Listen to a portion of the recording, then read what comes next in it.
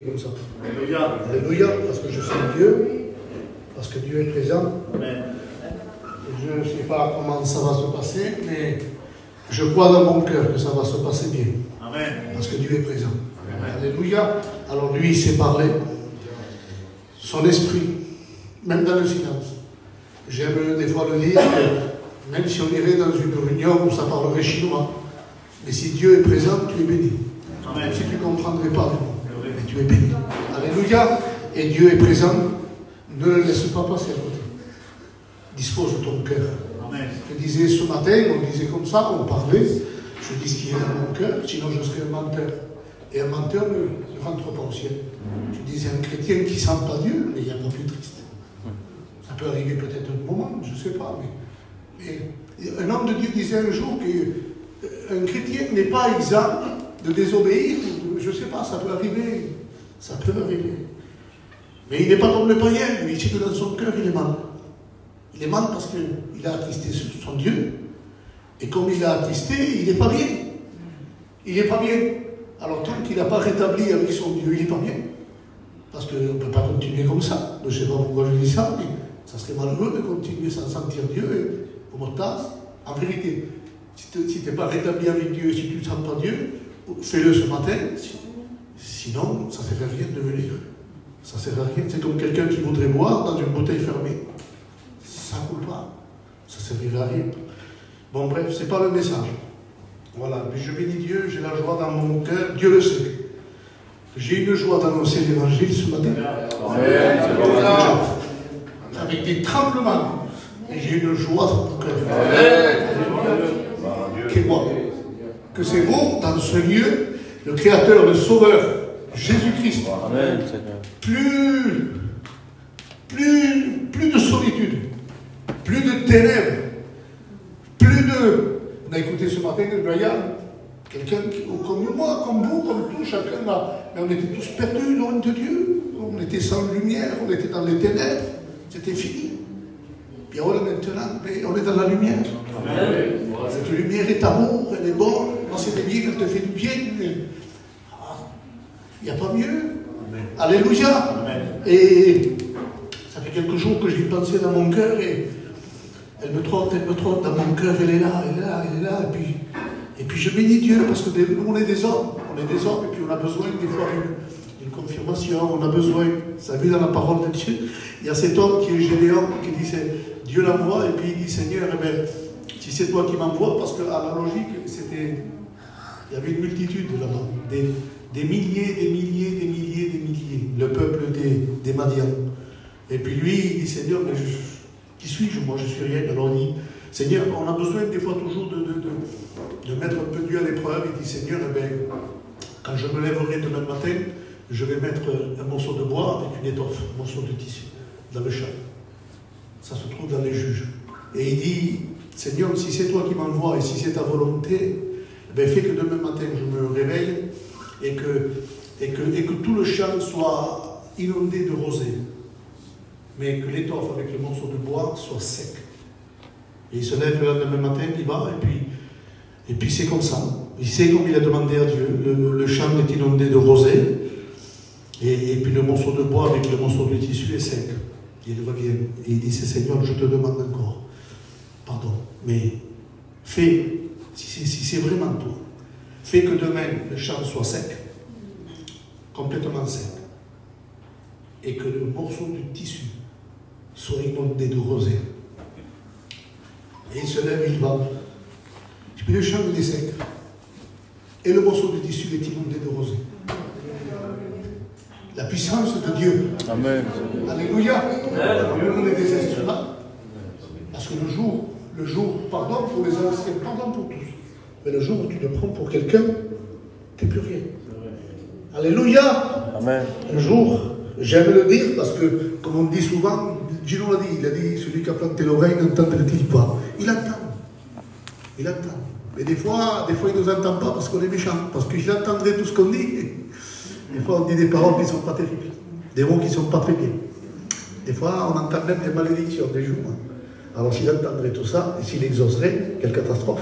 Alors, des fois, nos iniquités, nos désobéissances, voilà, il n'entend pas. Mais quand un cœur est vrai et sincère et qu'il demande à Dieu, il dit, quand un malheureux crie, on entend souvent, hein, Dieu l'entend, il l'exauce. Mais j'ai dit, même je pensais cette semaine et je disais, mais quand un malheureux crie, mais alors il ne dit pas quand un malheureux parle, c'est crier. C'est même pas parler. Crier. Un cri. Je ne sais pas comment on pourrait exprimer un cri ce matin, mais un cri. Donc, un cri, c'est pas, excusez-moi, c'est pas espagnol, c'est pas Mano, c'est pas Roi, c'est pas Rome, c'est pas. C'est un cri. Tu prends quelqu'un, il crie. Ah oui, mais si tu as, et vers Dieu, il entend. Tu as besoin d'un langage. Béni soit Dieu, il dit qu'il connaît la voix des langues.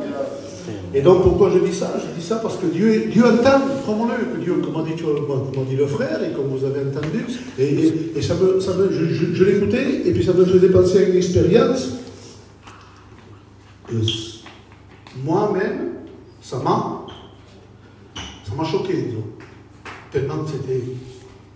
Je me trouvais chez moi, avec ma femme, chez moi, dans mon habitation, tout simplement, le téléphone sort, et c'était un numéro que je ne connaissais pas. C'était un numéro, il n'y avait pas de nom. C'était, je dis n'importe quoi, 06, 22, 17, 12. Et je décroche, on ne sait pas qui c'est. Et quand je mets le téléphone là, il ne faut pas l'entendre. La logique, c'est quoi? La logique, c'est allô?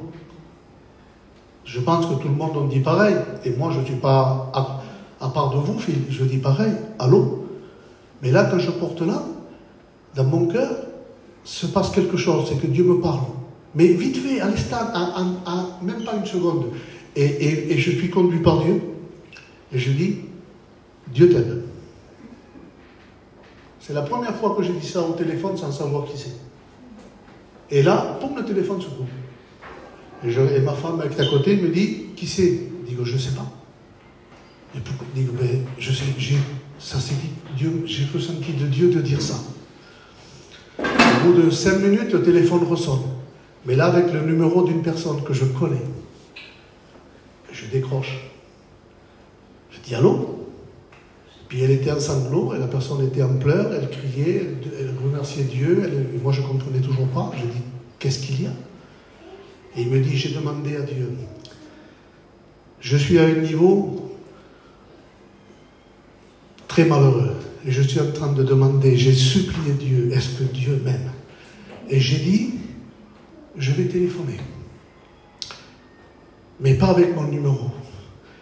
Parce que quand on connaît la personne, on peut dire Dieu t'aime. Mais là, je vais téléphoner avec un autre numéro. Et Seigneur, si vraiment tu m'aimes, je voudrais l'entendre. Il dit, tu as décroché sans savoir qui c'était. Et tu as dit, Dieu t'aime. Mais moi, elle me le racontait, cette personne, et moi-même, j'étais choqué. Et je comprenais pourquoi j'ai dit ça, et je comprenais. Et je disais, Seigneur, que tu es bon. Alléluia. Béni soit Dieu. Alors Enzo a chanté ce cantique, homme de douleur. Homme de douleur, et c'est dans Ésaïe 53. C'est pas le thème, mais ça va. Ça va avec la prédication, parce que ce matin, j'ai à cœur, Dieu a mis dans mon cœur, de parler de la croix. Et là, il dit, homme de douleur, habitué à la souffrance, semblable à celui dont on détourne le visage. Nous n'avons fait de lui aucun cas. Mais ce matin, je veux l'adorer. Alléluia. Aïe, ils l'ont frappé, aucun cas. Homme de douleur. Si vous lisez tout le long, Isaïe 53, c'est toute la crucifixion de Jésus, tout le capassard, tout ce qu'il a passé, abandonné. Homme de douleur, pour que Dieu ait marqué homme de douleur, habitué, il s'accostumbra à la souffrance. Et aucun n'a fait cas de lui. Et pourtant, c'est nos fautes qu'il a payées. Mais ce matin, je ne veux pas d'émotion au nom de Jésus-Christ. Je ne veux pas la chair, mais je veux l'adorer. Je veux dire que je veux qu'il règne ce matin. Je veux qu'il règne. Je veux que Christ règne ce matin. Alléluia. Merci à Dieu. Alors je voudrais, je ne vais pas être long, mais je voudrais qu'on comprenne ce que Dieu m'a fait comprendre, ce que j'ai compris. Vous savez, bien sûr, quand on parle de la croix, on dit, oui, Dieu a donné son Fils, car Dieu a tant aimé le monde, et Jean 3,16, qu'il a donné son Fils, pour quiconque croit soit sauvé. Merci à Dieu. Mais je voudrais te parler le sens maintenant. Vous savez, on voit toujours, on a toujours vu la croix, et puis même dans les films, on voit Jésus, un homme crucifié, et nous savons très bien, nous, que ce n'est pas une légende, ce n'est pas une histoire, c'est une vérité. Dieu a donné son Fils. Son Fils est né sur la terre. Il a dit, Père, crée-moi un corps pour faire ta volonté. Et puis là, il s'est fait homme, et puis il est venu. Mais il y avait une autre chose sur la croix. On a tendance à mettre une couronne, à mettre un morceau de tissu, à mettre à la rigueur, des fois on voit des clous, on voit un morceau de fouet, des choses. Puis on les voit, et c'est comme ça que ça s'est passé. Mais ce matin, moi, je voudrais te parler qu'en haut, il y avait une inscription. Parce qu'il fallait un motif. Nous, on le sait qu'il devait venir, qu'il devait mourir, parce que c'était ma place, je devais mourir, moi. Mourir sur une croix, c'était marqué, c'est ce que Dieu avait dit. Maudit. Excusez-moi, je ne suis pas là pour répéter des choses, des séparations qu'il a pu voir, qui n'a pas passé par des moments difficiles, mais Dieu disait que mourir sur une croix était une malédiction aux yeux de Dieu. Le châtiment, et le châtiment venant de Dieu pour celui qui serait pendu au bois, celui qui mourirait au bois. Et Jésus a été maudit pour toi et moi au bois, à la croix. Mais on ne pouvait pas prendre non plus, parce que quand on lit l'histoire, dans les évangiles, on voit que, vous savez, Jésus n'a pas été pris, on ne pouvait pas prendre quelqu'un, le crucifier, le tuer, là, Enzo, et puis le faire mourir. Non. Écoute, on n'a pas le droit aujourd'hui de tuer quelqu'un, il faut un motif. Et il a toujours fallu un motif. Alors, il fallait un motif pour le mettre sur la croix et le faire mourir. Mais tout ça, c'était le plan de Dieu. C'était pour payer à ta place. Mais ce motif, il en a fallu un. Pour les Juifs, quel a été le motif pour que Jésus meure sur la croix? Parce qu'ils n'avaient pas le droit, les Juifs.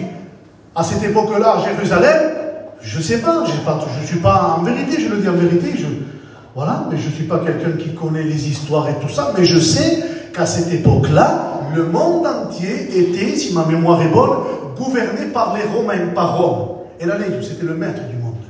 Et là, ils implantaient des gouverneurs, ils implantaient des commandants, des rois, ils les implantaient partout. Et à Jérusalem, en Israël, il y avait ça. Il y avait les Romains qui conduisaient toutes choses. Et la Et le peuple juif était là. Il était sous l'oppression des Romains.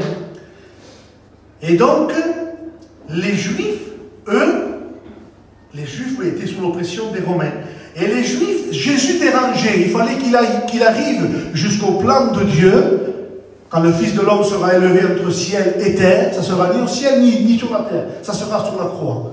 Jésus dira, il attirera tous les regards. Et puis aujourd'hui encore, il y a 2000 ans, il attire nos regards. Béni soit Dieu. C'est un moyen, c'est le seul moyen pour venir à Dieu. Mais les Juifs, ils voulaient, eux, l'éliminer. Et pour pouvoir l'éliminer, il fallait une accusation. Mais ils ne pouvaient pas mentir non plus, les Juifs. Alors ils ont essayé de soulever toutes sortes d'accusations. Ça se trouve dans... On lira quelques versets. Ça se trouve dans Matthieu. Mais je vous cite l'histoire un peu. Mais Matthieu 26, 59. Les principaux sacrificateurs et tout le Sanhédrin, ceux qui conduisaient, cherchaient quelques faux témoignages contre Jésus suffisants pour le faire mourir. Mais ça ne marchait pas. Ça ne marchait pas. Les faux témoignages, Dieu ne permettait pas. Parce qu'alors il pouvait, en supposition, le faire mourir pour dire il a mal agi, ou il a menti, ou il a fait quelque chose. Non, ça n'allait pas. Mais il fallait quelque chose quand même qui le... Bien sûr que c'est pour nous, pour tes fautes et des fautes. Mais il fallait à ce moment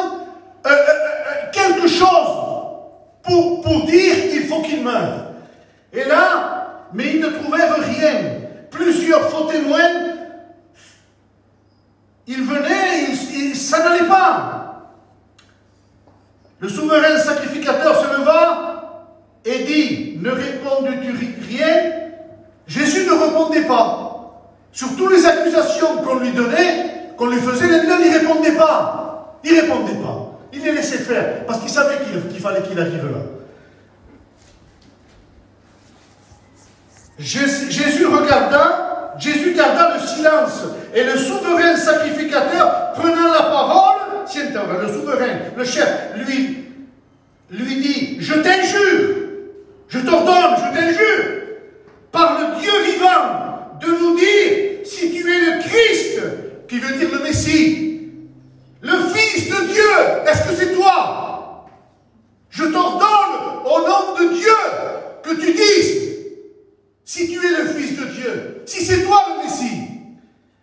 Et là, Jésus, il ne peut pas le regarder. Dans verset 64, Jésus répondit, tu l'as dit, de plus, je vous le déclare, vous verrez désormais le Fils de l'homme assis à la droite de Dieu. Mais je voudrais juste m'arrêter là. Jésus lui répondit, tu l'as dit.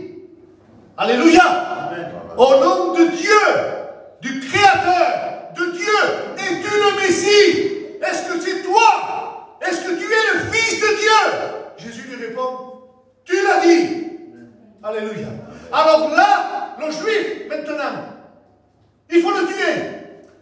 Il s'est dit Fils de Dieu. À un moment donné, quand il pardonne les péchés du paralytique, qu'on descend par le toit, il dit tes péchés te sont pardonnés, il pardonne les péchés. Et les Juifs qui le sientent et qui l'entendent, ils disent mais qui es-tu pour pardonner les péchés? Mais tu te fais Dieu, il n'y a que Dieu pour pardonner. Alors tu te prends pour Dieu. Et à partir de ce moment, les Juifs disaient il faut le crucifier. Calme-toi, il faut le tuer, il faut le tuer, il faut le tuer. Mais eux, ils n'ont pas de pouvoir. Les Juifs n'avaient pas le droit de prendre quelqu'un et de le tuer, de le faire mourir. Non, pour dire, parce qu'ils étaient gouvernés par Rome, par les Romains. Et là, qu'est-ce qu'ils font? Après l'avoir pris, après l'avoir fait des misères, on l'apporte au gouverneur. On l'apporte au gouverneur. Dès le matin, chapitre 27, le Kohen, et il l'apporte vers Pilate, le gouverneur, parce qu'eux ne pouvaient pas mater. Vous me suivez tous, hein? Donc il l'apporte. Mais voilà que maintenant il l'apporte vers le gouverneur et vers Hérode, le roi.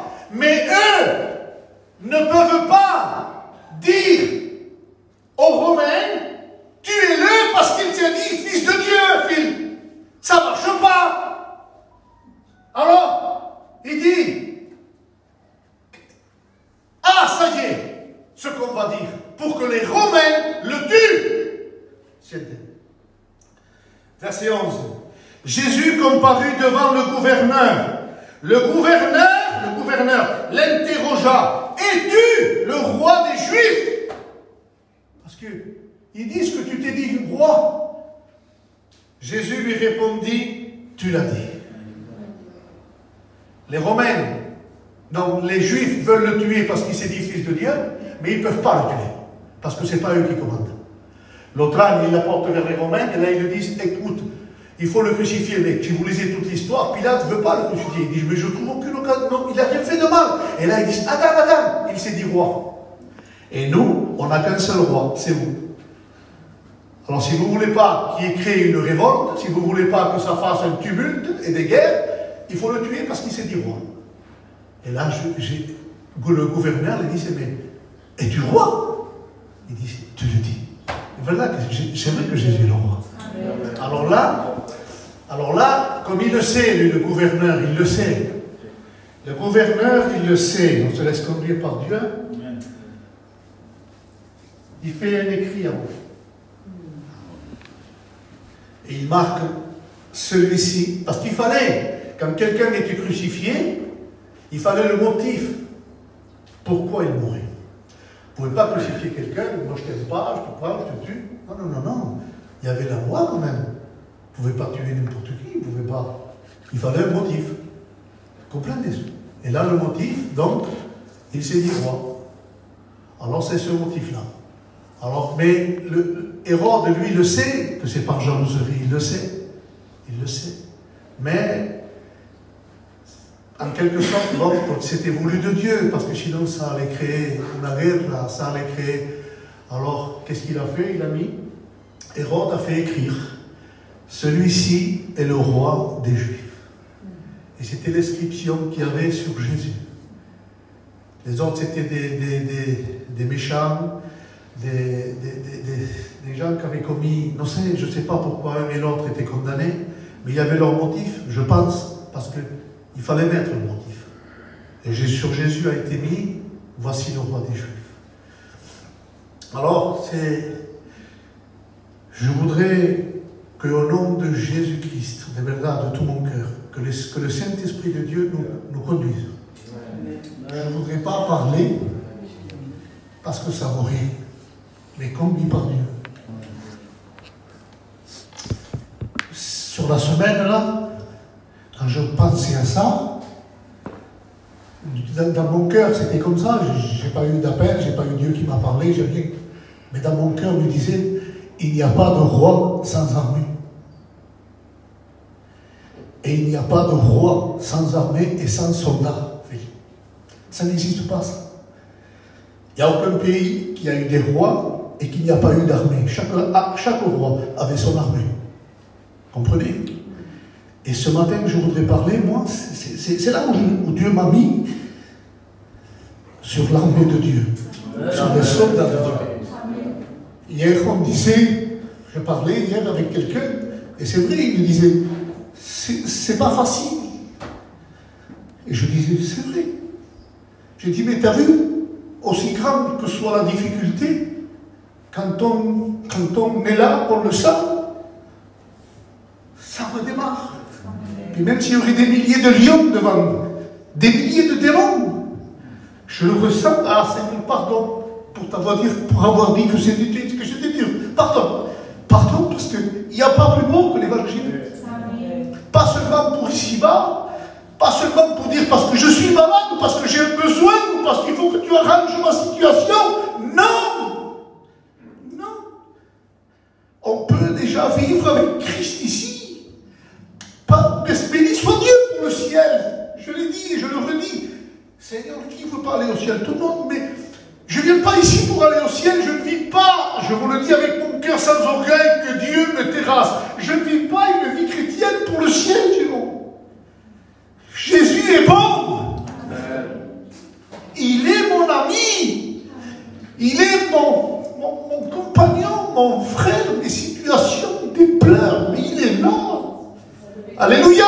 Amen. Et béni soit Dieu. On aura le ciel, on aura nos bien-aimés, parce qu'il veut le meilleur, parce qu'il est créateur, parce qu'il est Dieu. Mais je veux l'aimer ici. Alléluia. Amen. Et je ne dis pas que je suis toujours comme il faut, loin de là. On échappe. Puis des fois on n'est pas toujours.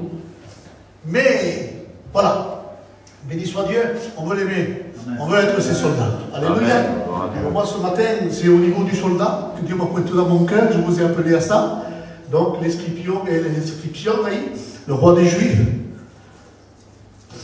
il a été homme de douleur, aucun intérêt, on détournait de lui le regard, personne ne faisait cas, mais ce matin, je sais qu'il y a des gens, je ne suis pas le seul, qui ne veulent pas rester comme ça, qui les combattent, ils veulent combattre.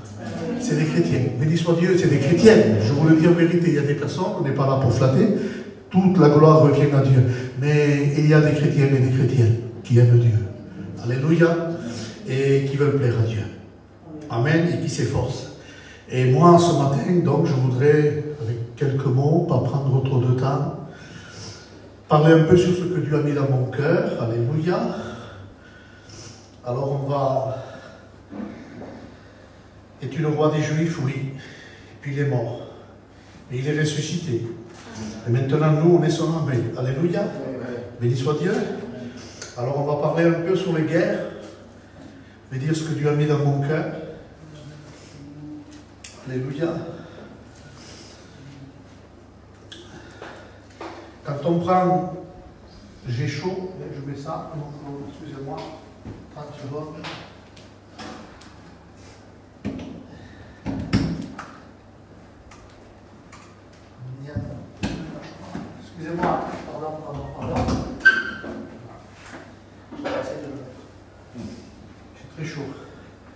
Donc quand on parle des guerres, au début j'ai regardé un peu,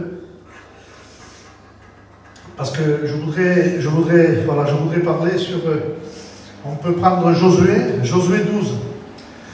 C'est une histoire qui est dans Josué 12 et Josué 13 même, hein, on ne va pas tout lire, je suis trop fort.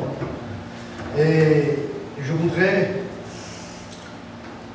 la Bible dira comme ceci, et c'est là où je voudrais en venir. Donc j'ai dit ça se trouve dans Josué 13, même on peut lire. Josué, Moïse n'était plus là, et puis il y avait Josué. Josué, c'était le serviteur de Moïse. Et puis Moïse est parti auprès de Dieu, il est parti, on l'a pu retrouver, Dieu l'a pris, c'est marqué comme ça. Et donc dans Josué 13, il s'est dit, Josué était vieux, avancé en âge. L'Éternel lui avait dit, alors tu es devenu vieux, et tu es avancé en âge. Et le pays qui reste à soumettre est très grand. Le pays qui est devant est très grand.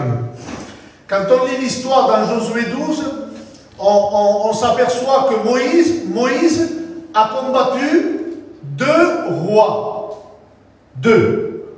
Je n'ai pas marqué les noms, mais il a combattu 2 rois. Et puis il a gagné. Mais c'était avant le Jourdain. C'était avant de traverser la rivière le Jourdain. Et après, quand Moïse est mort, ils ont traversé le Jourdain. Et là, Josué a continué à combattre, avec toujours le peuple qu'il avait. Et là, il a combattu 31 rois. Et il a combattu. Et il les a gagnés à tous. Mais, à la fin, il dit, donc tu es devenu vieux, et ce qui reste encore à combattre est très grand. Voici le pays qui reste. Il reste sous les distractions, sous le contrôle des Philistins. Il y avait les Philistins, qui restaient encore. Et tout le territoire. Il dit, depuis un certain pays jusqu'à un autre, contre qui, pour les Cananéens, enfin, où je voudrais en venir, c'est là. C'est la fin du verset 3. Il dit, les Philistins, c'était le seul peuple qui n'avait pas de roi. Moïse a combattu deux rois, il aura gagné. Il a continué, il est mort, ils ont passé le Jourdain, une très grande rivière. Et après, Josué a continué et il a combattu 31 rois et il les a gagnés à tous. Mais voilà, il dit, oh là, tu es vieux, tu es avancé en âge, elle est bérique, il est vieux. Et c'est-à-dire, moi quand je calcule aussi les frères que je regarde, tu es vieux, il n'y a pas de vieux pour Dieu. Il n'y a pas, je m'excuse, il n'y a pas de vieux, il n'y a pas de jeune. Dieu est Dieu, il est avec une personne de 80 ans, 100 ans, une personne de 20 ans, il est Dieu. Mais pourquoi il dit il est vieux? Parce qu'en réalité, les Philistins, tu ne vas pas pouvoir les exterminer tous, là. Parce que c'est quelque chose qui va être toujours, les Philistins. Et les Philistins n'avaient pas de roi. Notez bien, quand je regarde les Philistins n'avaient pas de roi. Pourquoi ils n'avaient pas de roi? Parce que ce peuple-là, qui était très grand, très méchant, très nombreux, avait pas de roi, mais ils avaient 5 princes. C'était un peuple qui était gouverné par 5 princes. Vous me suivez tous, hein? C'était à l'époque-là, tous les pays avaient des rois, mais les Philistins n'en avaient pas. Ils étaient 5 princes. Et ces 5 princes régnaient. Et ils étaient là. Et il y a toujours eu guerre. Le peuple qui a toujours été en guerre, quand on continue la parole de Dieu avec Jérusalem, avec Israël, c'est toujours les Philistins. Il y a eu des rois, il y a eu plein de rois dans la parole de Dieu, venu jusqu'à... Après, il y a eu Saül, le premier, il y a eu David, il y a eu Salomon, il y a eu Ézéchiel, il y a eu beaucoup de rois. Mais tous, avec d'autres peuples aussi, mais la plupart, siempre, toujours contre les Philistins. Les Philistins étaient toujours là. Arrivé un moment, et ils n'ont jamais eu de roi. Toujours des princes. Et ils en avaient 5. Et c'est pour ça que, quand on prend, des années se sont passées, des années se sont passées. Et ces Philistins-là, ils avaient de la force et du pouvoir. quand Israël marchait mal avec Dieu. Quand Israël marchait mal, je m'excuse, et on est au même point aujourd'hui, nous. Quand notre vie, vous savez, des fois on tourne autour du pot, Seigneur, pourquoi ci, pourquoi ça, mais on se pose très peu la question de se placer devant Dieu et de dire, Seigneur, pourquoi ça va pas? Dis-moi pourquoi. Des fois, c'est parce qu'on a un comportement qui n'est pas très bon. On a une façon de nous battre ou de combattre. On se dit dans l'évangile, mais de quelle façon on combat? Est-ce qu'on combat selon Dieu? Comme disait un serviteur de Dieu, il disait, quand il dit, prenez toutes les armes, il y a le bouclier, le casque, l'épée, la cuirasse, la ceinture, mais la seule arme défensive qu'on doit se servir, c'est l'épée. C'est pas le bouclier, c'est pas les chaussures. Et des fois ça va mal, pourquoi? Parce qu'on combat mal. Des fois, excusez-moi du mot, capable de faire des coups de pied ou des coups de tête, je ne sais pas. Mais en réalité, un combat comme ça est disqualifié. Ça ne peut pas tenir. C'est pour ça qu'on doit combattre, mais comme le dira Paul, pas n'importe comment, selon ta volonté, Seigneur. Et quand le peuple d'Israël combattait mal, les Philistins étaient plus forts.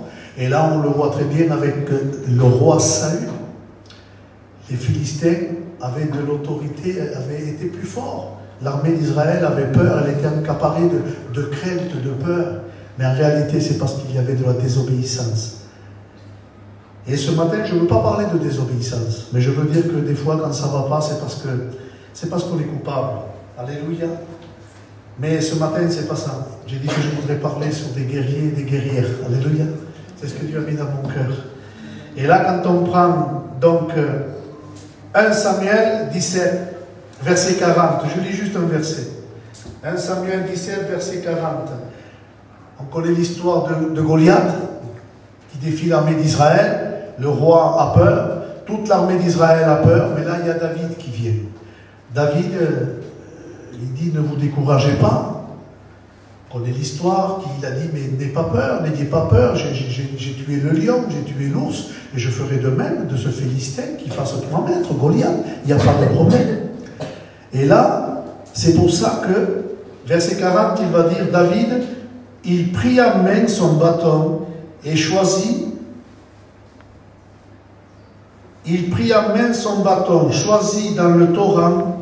C'est pas un hasard ce qu'il fait David. David savait. David connaissait. Est-ce que vous ne croyez pas que Dieu est direct et Dieu est net? Lo creemos. Dieu est direct. Gino Enzo, il ne va pas prendre, je ne sais pas, excusez-moi, il ne va pas prendre 2 choses pour accomplir sa volonté. Pardon du mot que je vais dire, il ne va pas prendre. Nous, on fait quelque chose, on ne prend plus parce que si des fois ça va, mais Dieu c'est non, Dieu savait tout. Dieu il dit quelque chose. Et pourquoi David de là, quand il est descendu dans le torrent, la Bible dira qu'il a choisi 5 pierres polies. Il prit en main son bâton, choisit dans le torrent 5 pierres polies qu'il mit dans sa sacoche de berger. Mais David était confiant. Bien, il voyait Goliath là-bas de 3 mètres, et il dit, toi tu viens avec ta force, ton javelot, ton épée, ton arme, moi je viens au nom de l'Éternel, je te tue. Tu es mort. Moi je te tue. Et c'est ce qui arrive. Mais alors pourquoi il a pris 5 pierres? Avec une, abbiamo tante. Mais c'est parce qu'en réalité, ce peuple a été les Philistins. Et ils avaient toujours gardé la coutume d'avoir 5 princes. Avec une, je terrasse celui-là, mais avec les 4 autres qui me restent, qui viennent celui qui vienne. Et je disais dans mon cœur, Gino, Enzo, je disais, d'accord Seigneur, David a pris 5 pierres, il en a fallu qu'une, il a gardé les 4.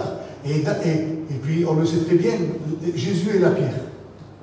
Mais tu sais pourquoi? Dans mon cœur, je ne dis pas que c'est marqué, mais dans mon cœur c'est comme ça.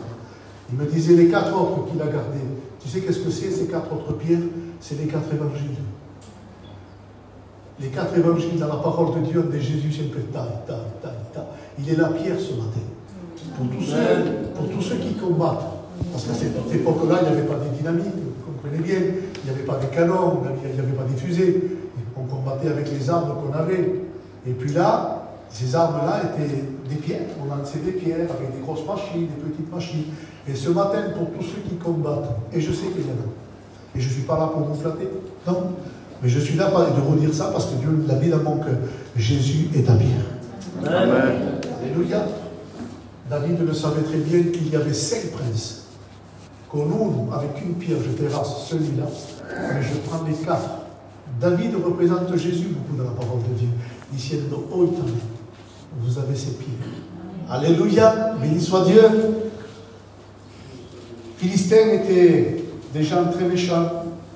Des gens, ils avaient leur Dieu. Ils avaient leur Dieu Dagon. Tenían sus dioses. Ils avaient leur Dieu. Ils avaient leurs coutumes. Ils n'avaient pas de roi. Ils n'avaient pas. Parce que s'ils auraient eu un roi, moi je disais comme ça dans mon cœur, s'ils auraient eu un roi, c'était l'ennemi. Mais l'ennemi n'est pas roi. Celui qui est roi, c'est Christ. C'est lui. Alléluia. Lui, il a des hémisphères. Il a, excusez-moi du mot, on ne veut pas garder les mots, des petits démons qu'il envoie. Mais Christ dira dans Éphésiens, Philippiens, il lui a enlevé toute autorité. C'est là qu'il t'a.